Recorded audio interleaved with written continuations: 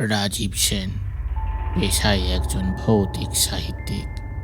গত কয়েক বছর ধরে তিনি ধারাবাহিকভাবে পাঠকদের মন জয় করে চলেছেন অদ্ভুত সব গল্প দিয়ে। কিন্তু এবার তার মাথায় চেপে বসেছে এক আকাঙ্ক্ষা, এটি সত্যিকারের প্রেত কাহিনী লেখা, এমন কিছু যা নিজেই অভিজ্ঞতা করবেন, তারপর লিখবেন। তার এক বন্ধু অভিক তাকে বলেছিল পুরুলিয়ার এক প্রত্যন্ত অঞ্চলের কথা। ঝাড়ঘরা নামের একটি গ্রামের পাশে গভীর শালবন, তার ভিতরে আছে একটি পরিত্যক্ত ডাক বাংলো। জনগণ বলে সন্ধ্যার পর ওখানে কিসের যেন একটা বাঁশির আওয়াজ পাওয়া যায়। সেই বাঁশির মূর্ছনা যে শুনেছে তাকে আর খুঁজে পাওয়া যায়নি, কিংবা তার লাশ পাওয়া গেছে ওই গভীর বনে। দশক আগে এক ডাকঘর কর্মী সেখানে অদ্ভুতভাবে মারা যায়। এরপর কেউ আর থাকার সাহস করেনি। এই কথা শুনে রাজীবের চোখ চকচক করে উঠল। এটাই তার গল্পের সূত্র। এবার তিনি সচক্ষে অভিজ্ঞতা নিতে চান। শেষা কার্তিকের এক বিকেলে রাজীব ঝাড়ঘরায় পৌঁছলেন। গ্রামের মাঝখানে ধুলো ঝড়ে ভরা রাস্তা, দুপাশে শুকনো ক্ষেত। গ্রামের মানুষ যতটা শান্ত, ততটাই অদ্ভুতভাবে সংযত। সবাই যেন তাঁর দিকে তাকিয়ে কিছু বলতে চায়, কিন্তু থেমে যায় ঠোঁটের কাছে। বসবাসের ব্যবস্থা হলো হরিপদ নামের এক বৃদ্ধের বাড়িতে। চেহারায় কাঠখোট্টা, চোখে অদ্ভুত ভয়। রাজীব যখন জানালেন যে তিনি ডাক বাংলোতে রাত কাটাবেন, হরিপদ এক মুহূর্তের জন্য স্তব্ধ হয়ে যান। আগে বাবু, ওখানে থাকাটা ঠিক হবে না, ফিস ফিস করে বললেন তিনি। যতই রাত বাড়ে ততই ছায়ারা জেগে ওঠে। রাজীব হাসলেন। আমি ভূতের গল্প লিখি দাদু। ভূত যদি না দেখেই লিখি তবে কেমন গল্প হবে? হরিপদ আরো কিছু বলতে চাইছিলেন, কিন্তু শেষ পর্যন্ত চুপ করে গেলেন। গ্রামের পশ্চিম দিকের জঙ্গলের শেষে এক পুরনো পাকা রাস্তার ধ্বংসাবশেষের পাশে দাঁড়িয়ে আছে বাংলোটি। বড় লাল ইটের দেওয়াল, তার অনেকটাই খসে গিয়েছে। ছাদের টালি ভেঙে ভেতরে সূর্যের রশ্মি পড়ছে। রাজীবের মনে হলো এই জায়গাটি যেন বহুদিন ধরে অপেক্ষা করছে তাঁর জন্য। ভিতরে ঢুকে তিনি দেখতে পেলেন তিনটে ঘর, একটা ড্রয়িং রুম, এক পাশে ছোট্ট একটা রান্নাঘর, আর পেছনের ঘরে কাঠের খাট। ঘরের কোণে একটা মোটা রেজিস্টার পড়ে আছে, ধুলো মাথায় পুরু স্তর। তিনি হাত ঘষে পড়লেন, নন্দলাল চট্টোপাধ্যায়, পোস্টমাস্টার, 1962। শেষের পাতায় লেখা ছিল, আজ রাতটা অদ্ভুত ঠান্ডা। দরজার বাইরে কে যেন হেঁটে বেড়াচ্ছে। আমি বাঁশির শব্দ শুনছি, অথচ কেউ নেই। কে ওখানে? যদি আমি আর সকাল দেখি। তারপর লেখা থেমে গেছে। রাজীবের শরীর কেঁপে উঠল। তিনি হাসলেন। নিজেরই ভয় দেখে মজা লাগলো। সূর্য ডোবার সাথে সাথে জঙ্গলে অন্ধকার ঘনিয়ে এলো। দূরে শিয়ালের ডাক, হাওয়ার মধ্যে গাছের পাতার খসখস শব্দ, তাতে মিশে এক অদ্ভুত নিস্তব্ধতা। রাতে নিজের টর্চ জ্বালিয়ে রাজীব লগ বই দেখার চেষ্টা করছিলেন।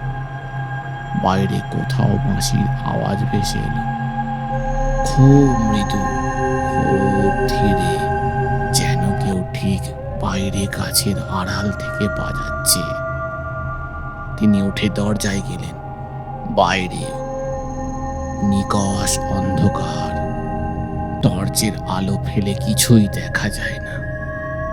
বাঁশির সুর থেমে গেছে, কানে কেবল পাতার দোলা। রাজীব ভিতরে ফিরে এলেন,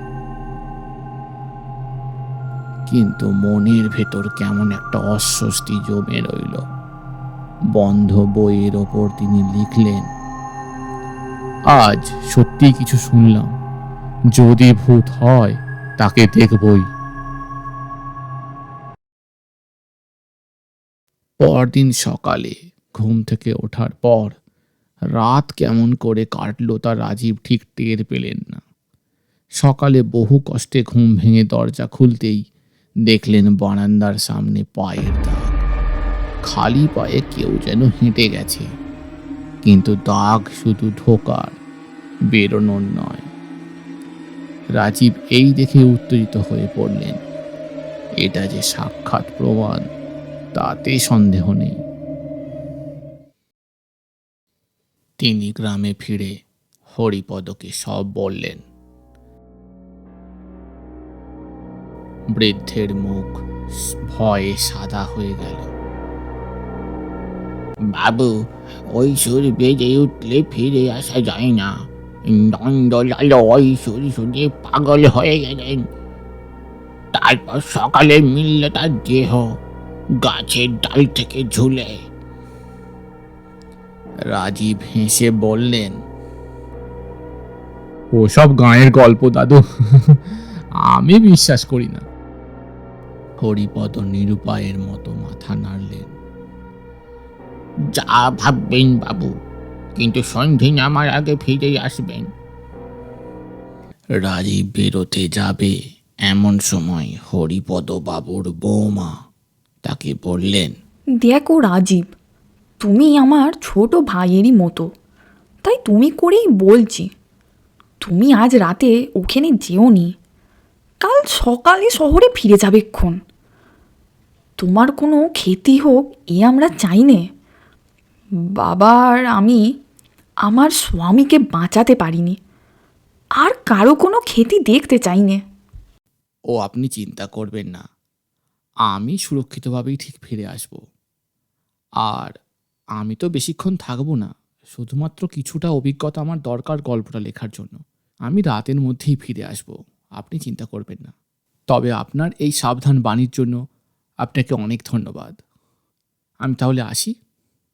এই বলে রাজীব হরিপদবাবুর বাড়ি থেকে বেরিয়ে পড়ে। দুর্গা দুর্গা। সন্ধ্যা নামতেই রাজীব আবার বাংলোয়। এবার তিনি টেপ রেকর্ডার সঙ্গে এনেছেন, বাঁশির আওয়াজ রেকর্ড করার জন্য। ঘড়ির কাঁটা 9টা ছয়। বাতাস ভারী হয়ে আসে, মোমবাতির আলো একবার জ্বলে একবার নিভে যায়। তখনই শুনলেন আবার সেই বাঁশি, আগের চেয়ে অনেক কাছে। এবার যেন ঘরের দরজার ঠিক ওপাশে কেউ দাঁড়িয়ে বাজাচ্ছে।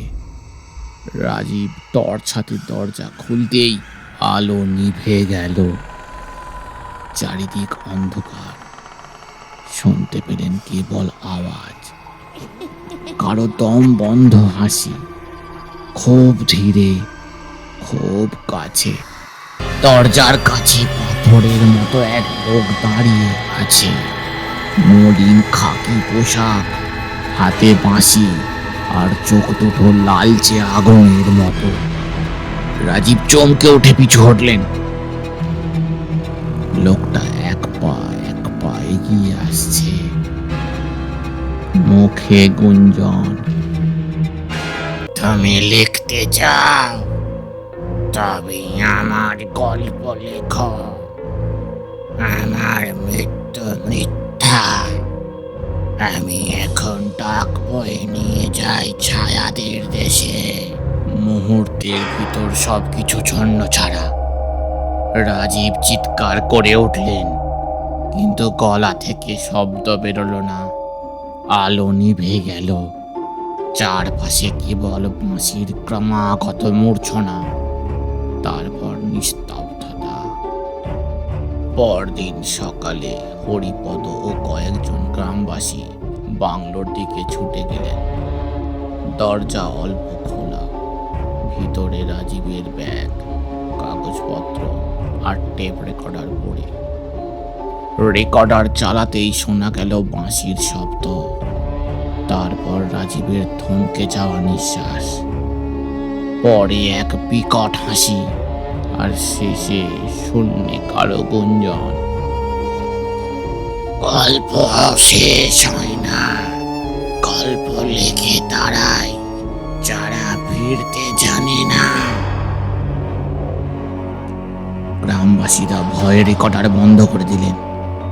সেই দিন থেকেই ঝাড়খড়ার জঙ্গল দিয়ে কেউ যায় না।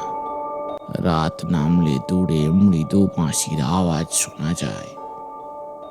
আজও কেউ বলে রাজীবের আত্মায় এখন সেই প্রেত ডাকবাহককে সঙ্গ দেয়, নতুন গল্প নিয়ে আসে পরের অতিথির জন্য।